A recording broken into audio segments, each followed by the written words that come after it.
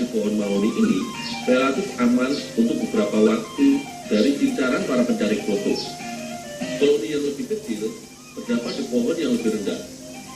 Awal tahun adalah masa di mana koloni rangrang giat bertelur dan giat membangun sarang. Tepung dibalurkan di seluruh badan agar rangrang susah menggigit badan kita. Badul, ayo kita manjat. Ayo.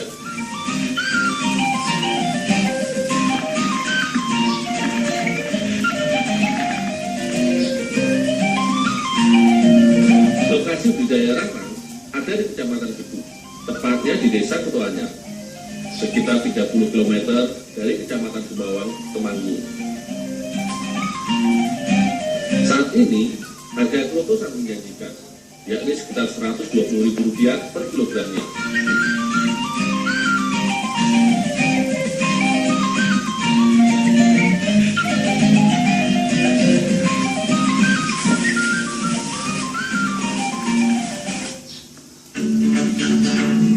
Jatmiko adalah satu-satunya wirausahaan kroto yang ada di Desa Ketuanyar.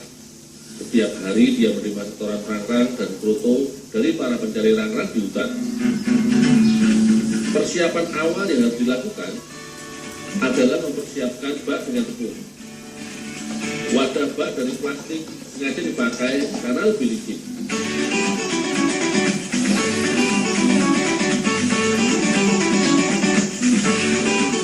Semut rangrang harus dipisahkan dahulu dari daun sarangnya.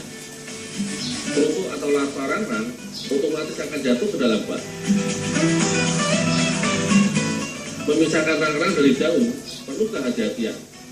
Kita harus mengusahakan agar jangan sampai terlalu banyak rangrang yang mati. Ini perlu kecermatan dan kebiasaan. Sedikit tekanan dari tangan kita, rangrang bisa terluka dan akan mati perlahan. Ini dapat mengurangi jumlah rangrang yang akan bekerja memelihara ratu saat dibudidayakan. Kroto harus dipisahkan dari rangrang dengan diayak. Kroto atau telur rangrang harus diambil dahulu sebelum rangrang nantinya dibudidayakan. Kroto dapat langsung dijual ke konsumen. Akan tetapi, itu pun jika jumlah kroto cukup banyak.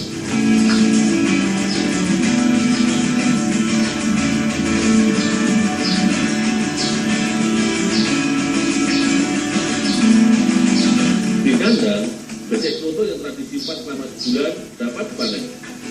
Cara memanennya cukup mudah. Cukup mengarahkan mulut becek ke bawah atau dengan cara merogoh sarang rangrang ke dalam becek. Hambatan proses ini hanya satu. Seluruh tubuh kita tidak akan lumpuh dari serangan rangrang. Di Indonesia, kroto menjadi komoditas yang menjanjikan. Seperti halnya belalang dan jangkrik. Pada dasarnya, kroto juga dapat dikonsumsi oleh manusia. Apalagi kroto, kandungan proteinnya cukup tinggi, yakni mencapai angka 53% lebih. Namun karena perpindahan pasar burung berkicau dan dunia pemancingan yang tinggi, kroto kini identik hanya untuk konsumen burung dan umpan ikan saja. Hanya belalang dan jangkrik yang masih populer dapat dimakan manusia. Misalnya saja dapat kita jumpai di daerah Gunung Kidul, Yogyakarta.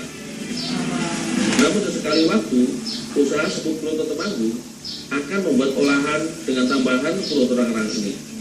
Meski sekedar untuk mengobati kerinduan pada olahan deso yang pernah ada. Dul. Pikir mas, tambahin ya.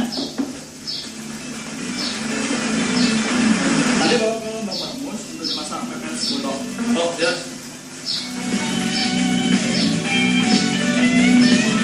Yang pertama harus disiapkan adalah sambal cabai hijau. Sebenarnya dapat juga menggunakan cabai merah atau cabai rawit, tergantung dengan selera dan tingkat pedas yang ingin dihasilkan. Agar sambal tidak terlalu pedas, dapat ditambahkan gula merah secukupnya. Bu, ini krotonya bu. Bisa tolong taruh di bawah ya. Oh, ya bu.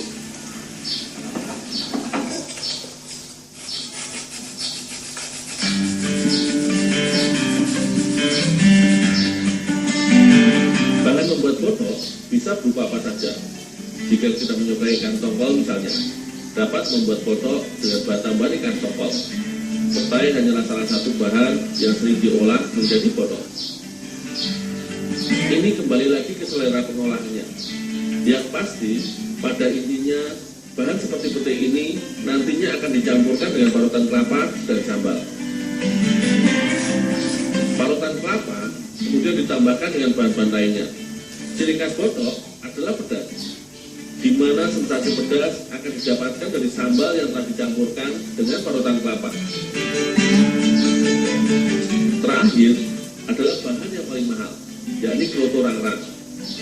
Dibanding semua bahan botok lainnya, kloto rangrang ukurannya paling kecil. Namun secara nilai nominal, ini adalah bahan pokok yang paling mahal. Jika semua bahan sudah disatukan, kita tinggal mengaduknya hingga tercampur merata. Baik botok atau pepes dapat dibungkus dengan daun pisang. Hanya saja, jika pepes cenderung dibungkus memanjang, maka botok dapat dibungkus lebih bersegi empat. Seperti halnya bungkusan olahan bumbu dari kacang putih dicampur dengan parutan kelapa. Dalam dunia kuliner kita, kedua olahan masuk kategori sebagai lauk pauk. Merupakan olahan yang sering dibuat sebagai menu rumahan. Jadi, sangat sulit menemukan penjualnya kecuali di pasar-pasar tradisional di desa atau kota kecil.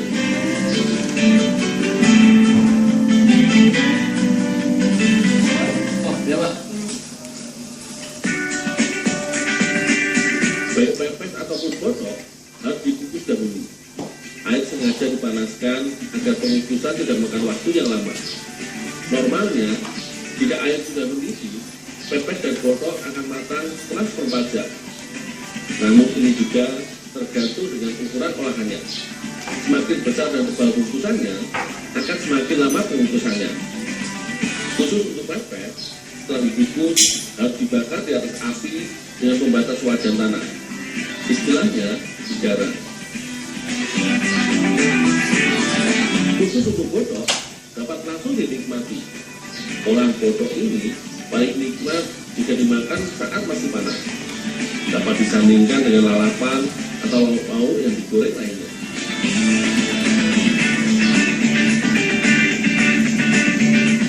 Olahan botok adalah olahan yang termasuk klasik. Bahan-bahannya yang sederhana dan fleksibel menjadikan olahan ini terus ada di berbagai zaman. Hanya saja, lauk pauk ala desa ini semakin jarang dijumpai.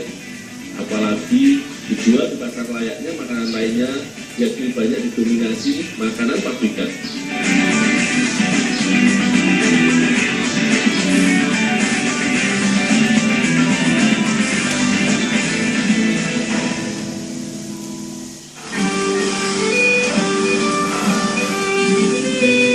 Di desa Sumur Arum, Kecamatan Gerabat, Magelang, singkong menjadi sandaran ekonomi penting bagi sebagian besar warga desa.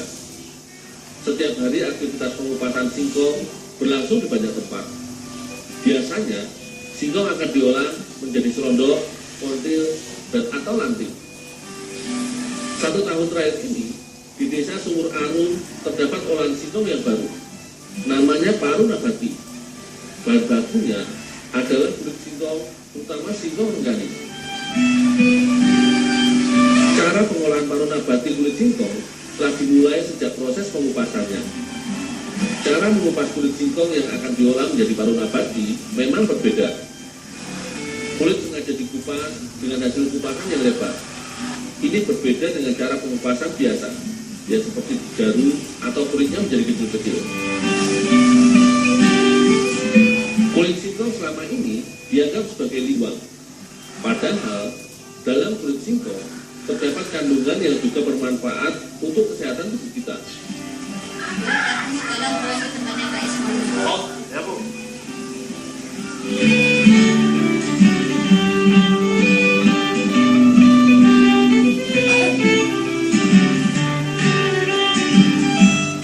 Sekalian ini tidak bikin saya tak jangan rebus. Oh, ya Mas. Bahan baku harus diiris-iris kecil dahulu. Hanya lembaran yang bagus saja yang akan diambil. Bagian kulit yang tidak sempurna tidak akan dipakai. Jadi, kira-kira dalam satu lembaran kulit bagian tengahnya saja yang akan diolah. Praktis ukuran bahan baku menjadi tidak seragam. Ini karena menyesuaikan dengan kualitas dan ukuran tiap lembarannya. Olahan kulit singkong pernah ada pada zaman dahulu. Namun seiring perubahan zaman, olahan tersebut hilang sebab banyak dianggap sebagai olahan berbahan sampah. Hadirnya kembali olahan kulit singkong seperti meneruskan kembali warisan leluhur yang pernah hilang. Tahap berikutnya adalah mencuci bahan baku paru nabati ini. Cukup dengan dibilas dengan air putih biasa saja beberapa kali. Paling bagus, pencucian dilakukan pada air yang mengalir. Ini adalah tahap pembersihan awal pada bahan baku olahan. Tahap pembersihan bahan baku dari kotoran dilakukan pada tahap perebusan.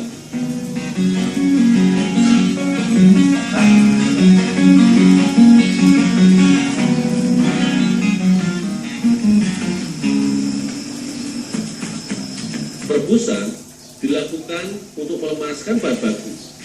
Selain itu juga untuk meluruhkan kotoran ataupun getah yang mungkin masih menempel pada permukaan kulitnya.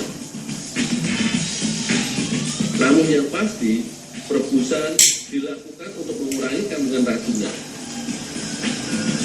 Kandungan paling tinggi pada kulit singkong adalah karbohidrat. Ini tidak akan berkurang secara signifikan karena proses perebusan.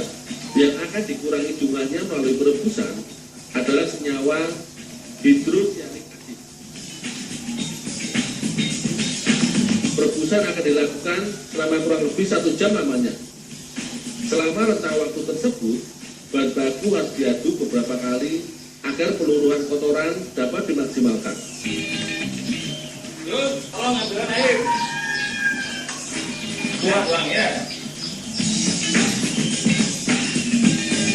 Perendaman akan dilakukan selama kurang lebih 1 hari. Jika kulit singkongnya dari jenis singkong yang agak pahit, perendaman dilakukan selama 2 hari. Akan terjadi perubahan warna dari terang menjadi gelap dan kusam selama direbus. Jika sudah berwarna kehitaman, itu tanda bahwa kandungan HCN-nya telah banyak berkurang, sehingga bahan sudah dapat diolah lebih lanjut lagi.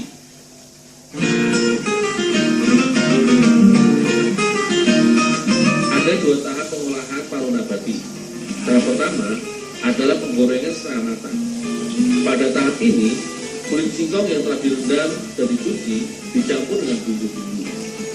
Baru kemudian digoreng sekitar 1 menit. Penggorengan sengaja dilakukan bertahap untuk menghindari banyaknya hasil gorengan yang gagal. Karakter kulit singkong yang basah memaksa penggorengan tidak dilakukan langsung matang. Sebab jika dipaksakan, akan terjadi ketidaksamaan waktu antara bumbu dan tepung dengan matangnya kulit singkong. Paru nabati setengah matang harus didinginkan dahulu.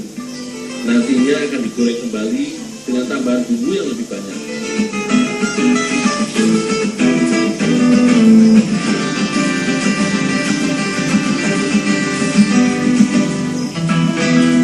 Produksi paru nabati saat ini masih mengandalkan pada pesanan konsumen.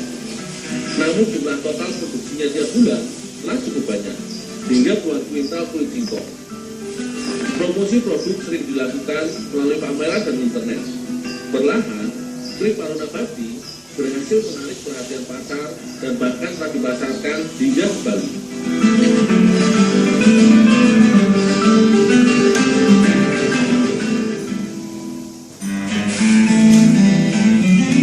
Ragam olahan khas Temanggung ini disebut jadah kacang gelandang yang terdapat di Desa Gondosuli, Kecamatan Bulu. Yang setia memproduksi makanan ini adalah keluarga Mbok Remes. Namun karena faktor usia, ini anak-anaknya yang meneruskan usahanya. Lalu nanti kalau sudah direndam ya?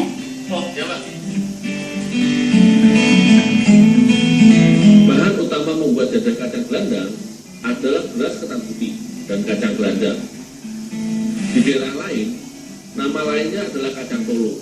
Salah satu khasiat kacang polo adalah menstabilkan tekanan darah dalam tubuh kita.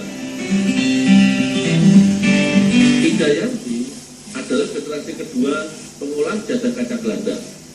dia meneruskan resep yang telah dilestarikan oleh Mbok Renes ibunya. Ketan putih harus dicuci sampai bersih.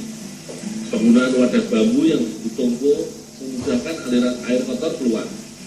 Namun pencucian ini tidak boleh terlalu lama. Dikhawatirkan banyak kandungan ketan putih yang akan hilang akibat pencucian.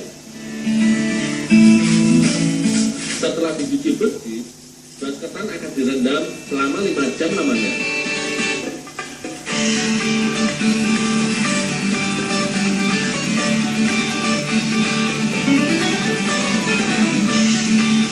Kacang tolo akan direndam dengan waktu yang sama seperti beras ketannya.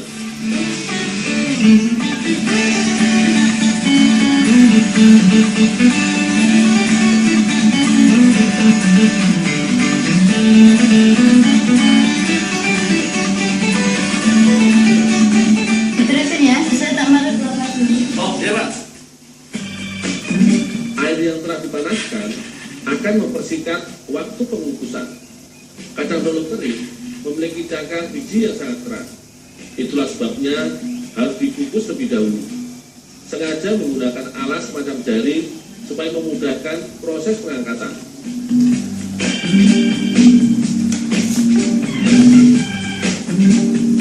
Setelah hampir 1 jam dikukus, di atas kacang tolo akan ditambahkan beras ketannya.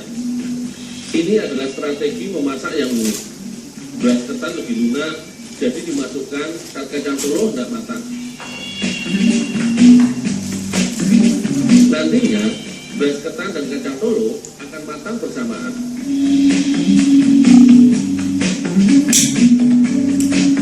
Kelapa yang sudah cukup tua dijadikan bahan pendamping olahan. Ini adalah bahan yang wajib ada jika kita membuat olahan jadah. Sebenarnya, pada intinya, ini adalah bumbu jadahnya, tetapi tidak dari bentuk cairan. Sedikit garam akan menciptakan rasa gurih. Meski paling populer adalah jadah putih, terkadang pengolah akan membuat warna yang berbeda pada masa tertentu, sehingga konsumen di pasar tidak terlalu jenuh. Ini juga untuk menjadi konsumen baru yang lebih mudah.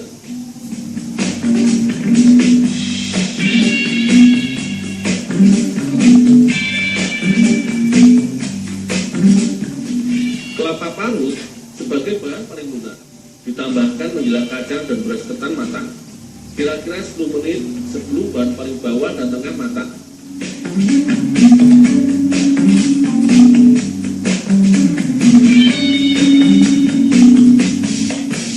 Semua bahan kemudian harus diaduk-aduk supaya bercampur. Proses ini istilahnya dikarung. Seperti proses pengaruan beras untuk nasi putih, hanya saja ini tanpa ditambah cairan apapun.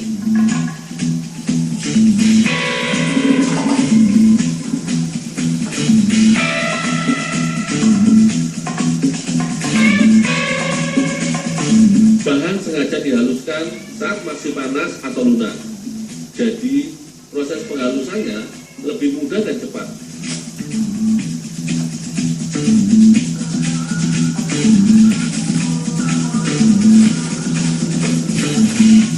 Ini bukan proses seperti menumbuk bahan yang keras.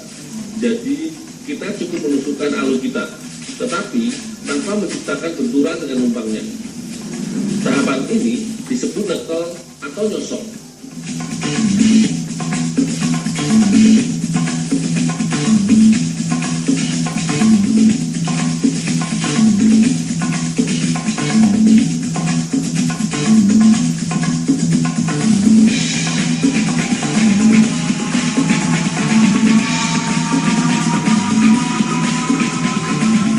Mbak, ini jadah belendangnya Mbak.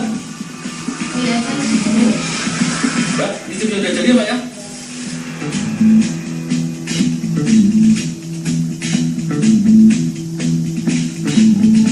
Idealnya, jadah yang baru dicosok harus didinginkan dahulu 1 malam. Namun jika mendesak, bisa juga langsung dipotong. Tetapi memerlukan pisau yang relatif baru dan tajam, supaya tidak terlalu lengket. Bagi Dayanti dan ibunya Mbok Renes, jadah gelandang adalah harapan satu-satunya mencari bekal hidup sehari-hari. Ketekunan dan semangat mereka tidak pernah surut. Berkat mereka lah olahan uling ini terus ada di pasar jajan Ento Temanggung setiap paginya. Satu potong kecil dijual hanya Rp2.000 saja. Ribuan orang memiliki kenangan masing-masing dengan jajan pasar ini. Setiap kali orang menyebut nama Temanggung, jajan kacang Belanda pasti tidak akan dilupakan.